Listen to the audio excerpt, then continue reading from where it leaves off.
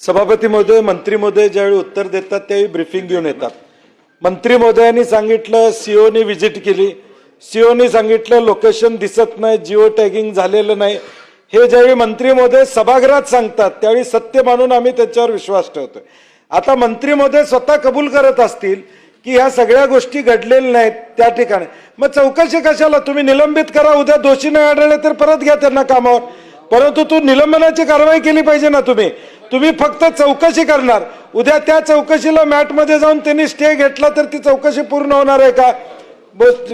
ग्रामविकास अधिकारी ज्युनियर जी पण मग तुम्ही कारवाई करा ना। तुम्ही इथं तुम्ही जे कबूल करता इथं, मग एकतर मंत्री महोदयाने सांगावं ते बोलतात ते खोटं बोलतायत, ते बोलतायत ते खोटं बोलतायत हे त्यांनी सांगावं, किंवा ते बोलतायत ते खरं बोलतायत असं आम्ही गृहीत धरतो।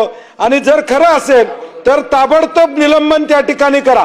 चौकशीत ते निर्दोष सुटू देत, काही अडचण नाही, परंतु जिओ टॅगिंग न करता कामं मंजूर करण्याचं धाडस आजच्या युगात या ठिकाणी करत असतील तर तुम्ही देखील कसं खपवून घेताय? ते डिपार्टमेंट हे ग्रामविकास खातं मोठं आहे डिपार्टमेंट, मेसेज गेला पाहिजे अशी माझी भूमिका आहे।